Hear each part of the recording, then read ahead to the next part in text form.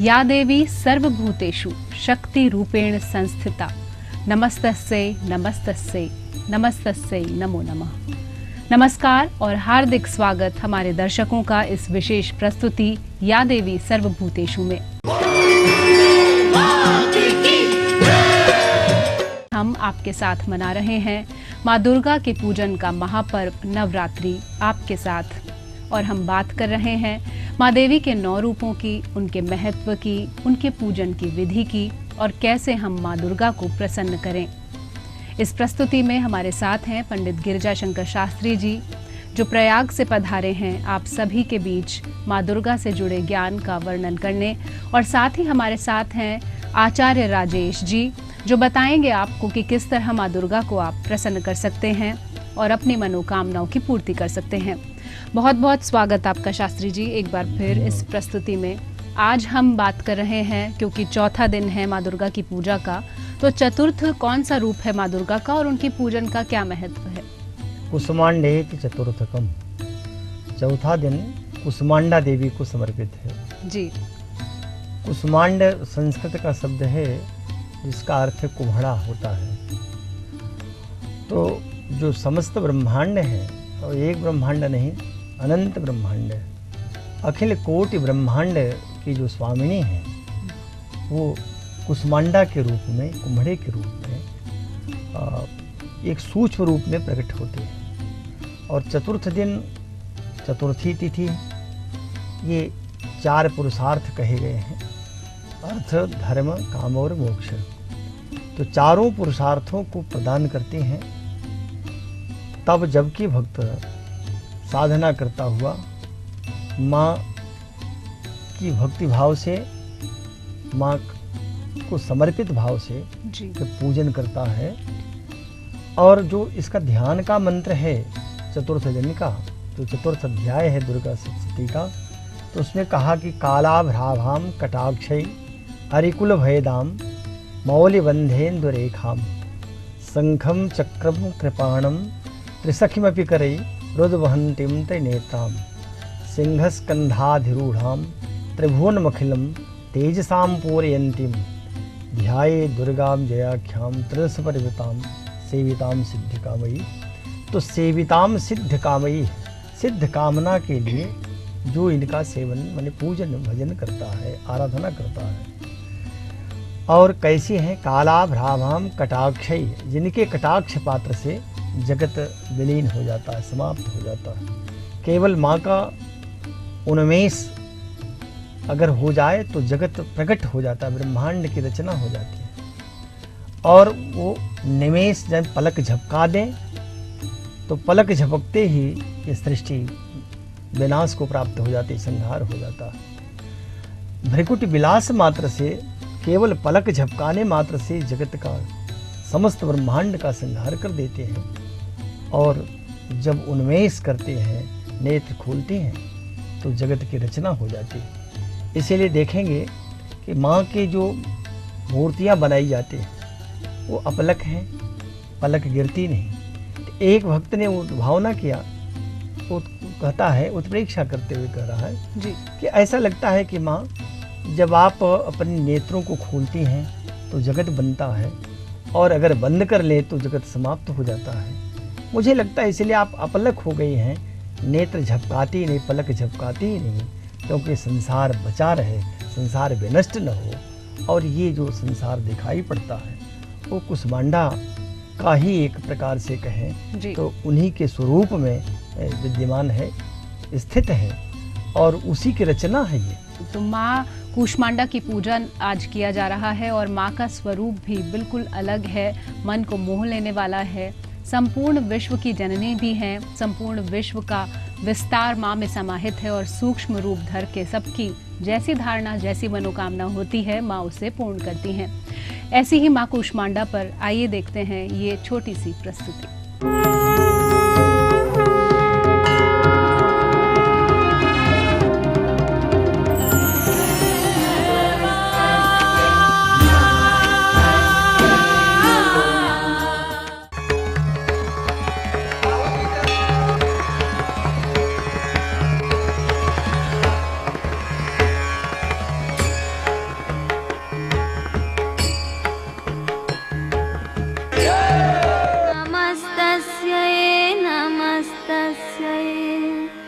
नमस्तस्यै नमो नमः। नवरात्र पूजन के चौथे दिन कूष्मांडा देवी के स्वरूप की ही उपासना की जाती है। अपनी मंद हल्की हंसी के द्वारा ब्रह्मांड को उत्पन्न करने के कारण इस देवी को कूष्मांडा नाम से पुकारा गया है। जब सृष्टि नहीं थी, चारों तरफ अंधकार ही अंधकार था, तब इसी देवी ने अपने ब्रह्मांड की रचना की थी। इसीलिए इन्हें सृष्टि की आदि स्वरूपा या आदि शक्ति कहा गया है। इस देवी की 8 भुजाएं हैं, इसलिए अष्टभुजा कहलाई। इनके 7 हाथों में कमंडल, धनुष, बाण, कमल पुष्प, अमृत पूर्ण कलश, चक्र तथा गदा है। 8वें हाथ में सभी सिद्धियों और निधियों को देने वाली जपमाला है। इस देवी का वाहन सिंह है और इन्हें कुम्हड़े की बलि प्रिय है। संस्कृत में कुम्हड़े को कुष्मांड कहते हैं, इसलिए इस देवी को कुष्मांडा पुकारा जाता है।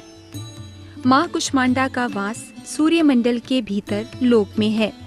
सूर्यलोक में रहने की शक्ति क्षमता केवल इन्हीं में है, इसीलिए इनके शरीर की कांति और प्रभा सूर्य की भांति ही दैदीप्यमान है। इनके ही तेज से 10 दिशाएं आलोकित हैं। ब्रह्मांड की सभी वस्तुओं और प्राणियों में इन्हीं का तेज व्याप्त है। देवी पुराण के मुताबिक अचंचल और पवित्र मन से नवरात्रि के चौथे दिन माँ कुष्मांडा की पूजा अर्चना से भक्तों के रोगों और शोकों का नाश होता है और उन्हें आयु, यश, बल और आरोग्य प्राप्त होता है। माँ कुष्मांडा पवित्र मन और श्रद्धा भाव की गई थोड़ी सी सेवा और भक्ति से ही प्रसन्न हो जाती हैं। उनके आशीर्वाद से श्रद्धालु को सुगमता से परम पद प्राप्त होता है। माँ कुष्मांडा की विधि विधान से पूजा करने पर भक्तों को कम समय में ही कृपा का सूक्ष्म भाव अनुभव होने लगता है। शास्त्रों में माँ कुष्मांडा को आधियों व्याधियों से मुक्त करने वाला कहा गया है। ये देवी सुख, समृद्धि और उन्नति प्रदान करने वाली बताई गई हैं। इसलिए इनकी उपासना में भक्तों को सदैव तत्पर रहना चाहिए। आदि शक्ति की उपासना इंसान को सिर्फ बाहरी नहीं बल्कि अंदर से भी मजबूत बनाती है। मॉडर्न साइंस ने भी नवरात्र में माँ के विभिन्न स्वरूपों की आराधना, मंत्र स्तुति और उपवास जैसे कर्मों को बेहद प्रभावशाली माना है। दरअसल देवी स्तुति व्यक्ति के आत्मबल को बढ़ाने के साथ साथ जीवन में सुख, समृद्धि और मानसिक शांति स्थापित करने का प्रतीक है, जो आज की सबसे बड़ी जरूरत है। अगले एपिसोड में हम आपको इसी तरह माँ के अन्य रूपों और उनके महत्व को बताएंगे, ताकि आप भी माँ की स्तुति करके उसका लाभ ले सकें।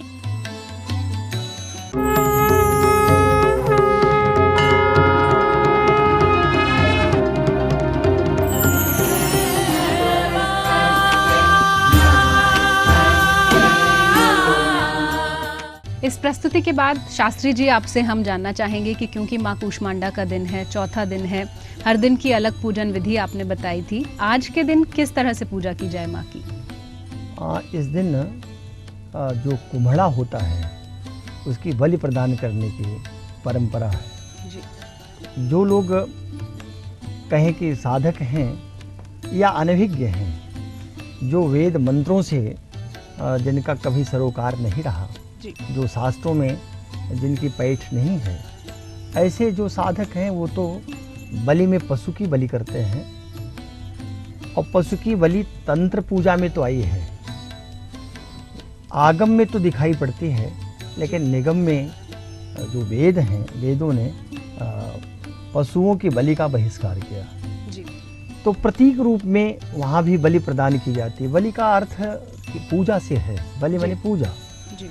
तो बलिदान का अर्थ ये नहीं है कि किसी की हिंसा की जाए, क्योंकि माँ तो सब उनके लिए सभी बच्चे ही हैं, अपने भी संतान हैं। तो प्रतीक रूप में माँ को बलि चढ़ाकर माँ को प्रसन्न किया जा सकता है। माँ कूष्मांडा कैसे और प्रसन्न होती हैं और क्या है माँ की महिमा का वर्णन, ये जानेंगे इस छोटे से अंतराल के बाद।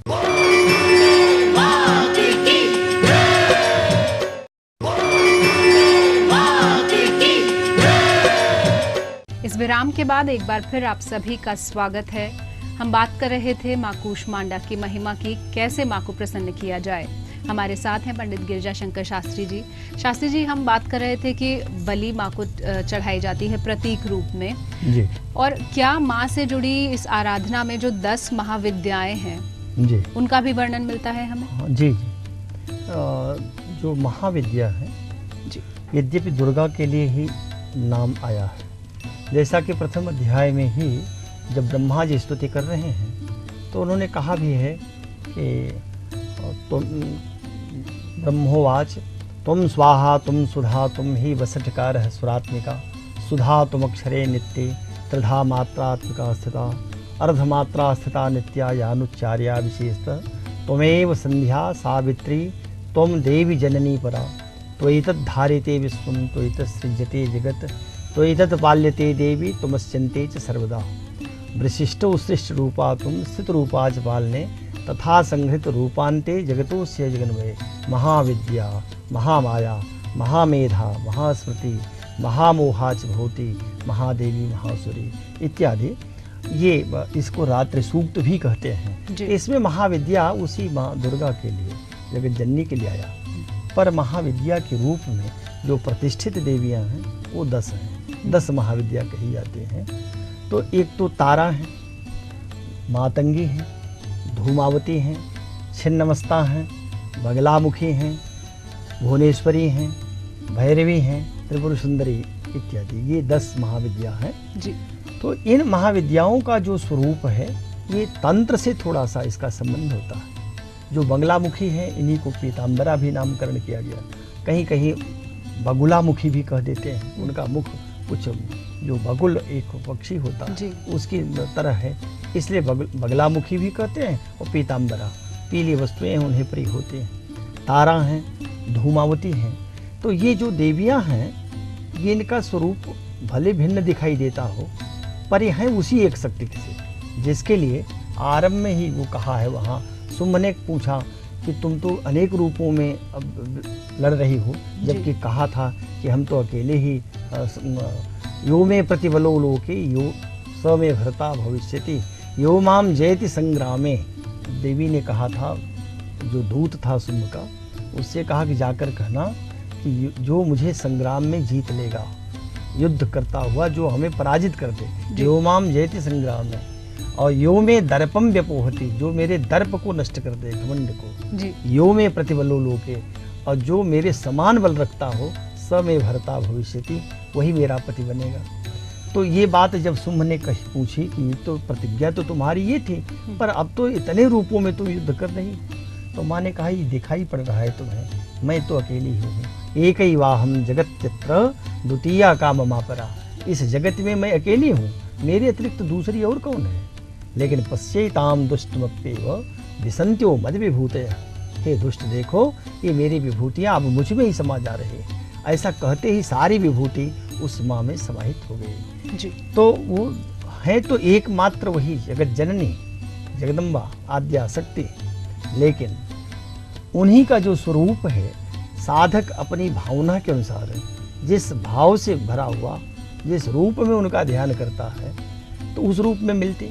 इसीलिए जब कवच में अंतिम श्लोक कहते हैं कि यम यम चिंतयते कामम तम तम प्राप्नोति निश्चितम परमैश्वर्यवतुलम प्राप्यते भूतले पुमान्। इस भूतल पर जो मनुष्य है यम यम चिंतयते कामम, जिस जिस कामना से, जिस जिस शिक्षा से चिंतन करता है, भजन पूजन करता है, उस कामना की पूर्ति करते हैं, माँ करते हैं। इसीलिए माँ के जो भिन्न भिन्न स्वरूप 10 महाविद्या के रूप में दिखाई पड़ते हैं, उसमें महाविद्या जो 10 महाविद्या है वो यही है, देवी ही है, मूल रूप से वही दुर्गा है, लेकिन साधक की भावना के अनुसार उस देवी का वैसा रूप है और उसी प्रकार का प्रतिफल भी देते हैं। शत्रु से पीड़ित लोग बगलामुखी की आराधना करते हैं। छिन्नमस्ता जो है ये शत्रुओं का ही संहार करते हैं। इनका गले के ऊपर का भाग नहीं दिखाई पड़ता, वो देख करके लगता है कि मूर्ति खंडित हो गई, लेकिन वो तो है छिन्नमस्ता के रूप में, जिनका मस्तक ही नहीं है। ऐसे धूमावती, जो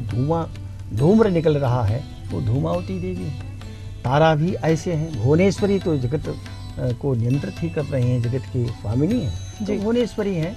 ये 10 रूपों में 10 महाविद्या हैं, वो जी। माँ का ही अलग अलग स्वरूप। और पंडित गिरिजा शंकर शास्त्री से आज के लिए हम अनुमति लेंगे और बहुत बहुत धन्यवाद। और ये प्रस्तुति या देवी सर्वभूतेषु यूं ही चलती रहेगी। वक्त है एक छोटे से विराम का। विराम के बाद हम आपको मिलवाएंगे आचार्य राजेश से, जो आपको बताएंगे कि कैसे आज माँ को प्रसन्न कर अपनी मनोकामनाओं को पूर्ण करें।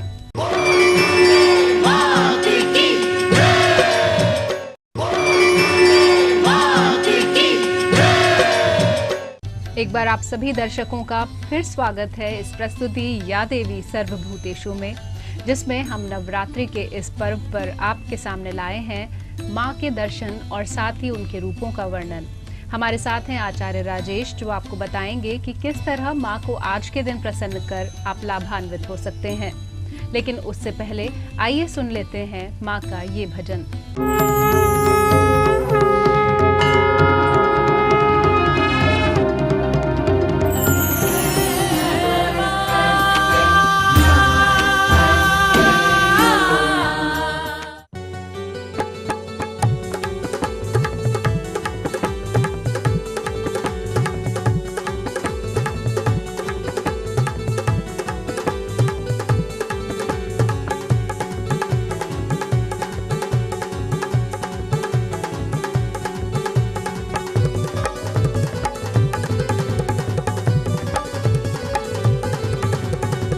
ढोल बजावे ढोली, माँ के भक्तों की आ गई टोली।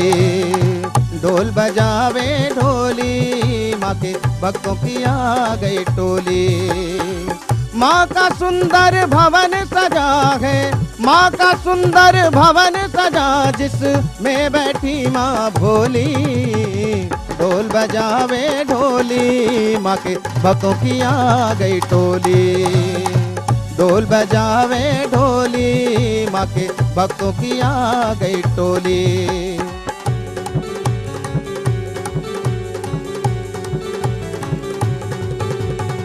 पहन के बैठी सुवा चोला, माँ ने अपना खजाना खोला। माँ ने अपना खजाना खोला, माँ ने अपना खजाना खोला। पहन के बैठी सुवा चोला, माँ ने अपना खजाना खोला। माँ ने अपना खजाना खोला, माँ ने अपना खजाना खोला। लूट सको तो लूट लो भगतों, लूट सको तो लूट लो भगतों, मैया रानी भोली। ढोल बजावे ढोली, माँ के भक्तों की आ गई टोली। ढोल बजावे ढोली, माँ के भक्तों की आ गई टोली।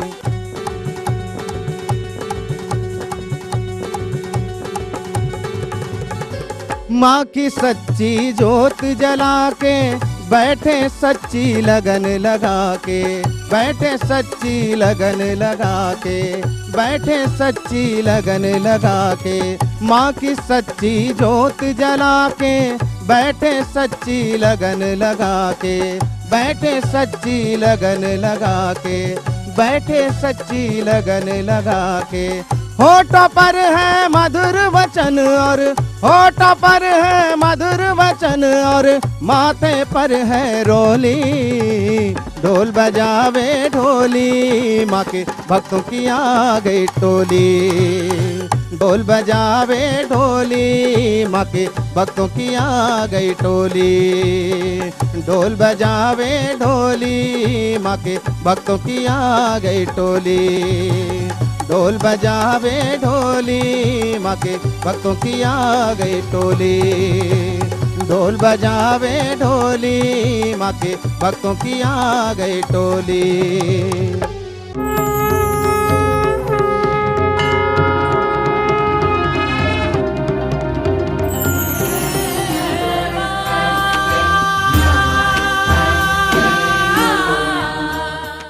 माँ के इस दिव्य दर्शन के बाद आइए बात करते हैं आचार्य राजेश जी से, जो हमारे साथ हैं आपको ये बताने कि कैसे आज आप माँ कूष्मांडा को प्रसन्न कर अपनी मनोकामनाओं को प्राप्त कर सकते हैं।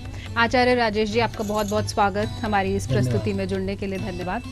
आपसे जानना चाहेंगे कि आज चतुर्थ दिवस है, माँ की पूजा चल रही है, और भक्तों ने जो है उपवास रखे हुए हैं, घरों में पूजा आराधना हो रही है। तो आज के दिन माँ को किस तरह से प्रसन्न किया जाए और क्या विशेष फल आज का होता है? तो गृहस्थ जीवन को चलाने में व्यवस्थाओं की एक बड़ी भूमिका होती है जी।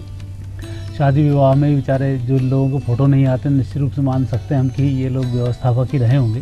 तो वही स्थिति इनमें भी रहती है कि हम जब कोई साधना कर रहे हैं तो उसमें कई प्रकार की आवश्यकताएं होती हैं जी। बंदरवार के लिए आवश्यकता होती है, पुष्प की आवश्यकता होती है, कि जो साधक होता है फिर वो जगह तो अधिक नहीं जा सकता, तो उसकी व्यवस्थाएं फिर इस रूप में होती हैं। और कई चीज़ें हम ऐसे भी करते हैं, कोई साधना शुरू करते हैं और कई चीज़ें अधूरी रह जाती हैं, तो चावल के माध्यम से पूर्ति करते हैं, कहीं दीपक के माध्यम से उनका पूरा करते हैं, कहीं जल के माध्यम से उनका पूरा करते हैं। तो ये जो विशेष व्यवस्थाएं होती हैं, ये व्यवस्थाएं माता कूष्मांडा देवी की कृपा से ही व्यक्ति को प्राप्त होती हैं। माता कूष्मांडा का यदि आपका आशीर्वाद नहीं है तो ये मानकर चलें कि आपके साधना में कहीं ना कहीं, हवन में, यज्ञ में किसी न किसी सामग्री की कमी रह ही जाएगी। भोजन भी बनाते हैं तो कोई चीज़ अधूरी रह जाती है। तो उन व्यवस्थाओं को पूर्ण करने के लिए चौथा दिन बहुत महत्वपूर्ण होता है। और आज के दिन हम जो भी साधनाएं करते हैं, इस साधना का विशेष महत्व होता है कि आज के दिन कभी भी पुरुष व्यक्ति को कभी अपनी गृहिणी को परेशान नहीं करना चाहिए, ना ही उसके लिए आज अपशब्द भी करना चाहिए, चाहे उसकी गलती क्यों ना हो जाए। तो विशेष रूप से आज का दिन बहुत संयम का दिन होता है और पत्नी के माध्यम से, बहनों के माध्यम से, माताओं के माध्यम से, सास के माध्यम से आज का दिन विशेष रूप से फलित होता है। और इसीलिए चौथे दिन इनका आशीर्वाद विशेष रूप से जरूरी माना जाता है। और चौथे दिन से ही कन्या भोजन की प्रक्रिया शुरू होती है। वैसे तो पहले दिन भी कई लोग कन्या भोजन करा देते हैं, लेकिन शास्त्रोक्त रूप से ही देखा जाए तो चौथे दिन से कन्या भोजन का विशेष विधान शुरू होता है और आज से ही इन सब व्यवस्थाओं को किया जाता है। और अन्नपूर्णा देवी की जो विशेष कृपा होती है, आज से ही यह कृपा प्राप्त होती है। और इसलिए चौथे दिन की साधना विशेष रूप से महत्वपूर्ण मानी जाती है कि इस दिन से सारी व्यवस्थाएं भी होती हैं और जो हम साधना कर रहे होते हैं जी। कई लोग भोजन करते हैं, कई लोग उपवास रहते हैं, कई लोग लोगों पर भोजन करते हैं, नाना प्रकार की साधनाएं होती हैं। हठी योगी जो लोग होते हैं उनको आज की साधना से बहुत बल मिलता है। आप कभी भूखे रहकर साधना करें, लोगों पर साधना करें, आप देखेंगे कि चौथे दिन के बाद आप में शक्ति आनी शुरू होती है और आप फिर एक लोंग के ऊपर भी दिन भर रह सकते हैं। 7-7 दिन लोग एक लोंग खाकर ही रह जाते हैं। तो वह जो शक्ति आती आज के दिन ही प्राप्त होती है। और आज के दिन की शक्ति को सदैव अपने मन में रखना, उसका सदैव आशीर्वाद प्राप्त होता रहे, इसके लिए कभी भी महिलाओं के लिए आप दुष्ट शब्दों का प्रयोग न करें, अन्यथा कूष्मांडा देवी की आपके ऊपर कृपा नहीं हो पाती है। इसलिए आज के दिन जितना व्यक्ति संयम से, अपनी वाणी से संयम रखता है, अपने परिजनों को जितना प्रसन्न रखता है, कूष्मांडा देवी की कृपा उतनी ही उसके ऊपर होती जाती है। और ये साधना के चरण भी हैं कि पहले दिन जो हम साधना कर रहे हैं, विशेष रूप से हम घट की साधना करते हैं, कुंभ की साधना करते हैं और उसके माध्यम से अपने आप को पुष्ट करते हैं। द्वितीय जो साधना होती है वह साधना ब्रह्मचर्य की साधना होती है कि हम 7 दिन एक नियम के अनुसार रहेंगे। तीसरे दिन की जो साधना होती है चंद्रमा और लक्ष्मी जी की साधना होती है, हमारे इस अनुष्ठान में धन की कमी ना आए। चौथे दिन की जो साधना होती है वही साधना होती है कि हमें अन्नपूर्णा का पूर्ण रूप से आशीर्वाद प्राप्त होता रहे और जो हम काम कर रहे हैं वह काम हमें शक्ति के रूप में प्राप्त हो। और अन्नपूर्णा की विशेष कृपा जब हमारे ऊपर होती है तो हमें भूख प्यास भी नहीं लगती और हमारी साधना लगातार बढ़ती रहती है। तो उसमें छोटी छोटी बातों का यदि आप ध्यान रखते हैं तो निश्चित रूप से साधनाएं भी सफल होती हैं।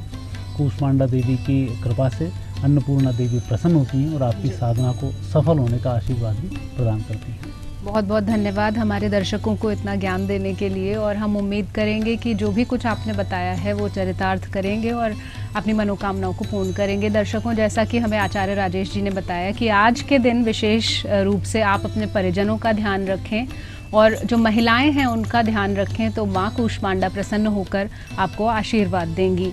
आप सभी ने अपने अपने घरों में कलश स्थापित किया होगा, उपवास रखा होगा, पूजन कर रहे होंगे और साथ ही हमारी इस प्रस्तुति के माध्यम से आपको लाभ मिल रहा है देवी के से जुड़े जो ज्ञान है उसका।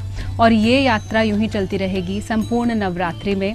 आज के लिए हम सबको दीजिए अनुमति, आपसे फिर मिलेंगे। नमस्कार।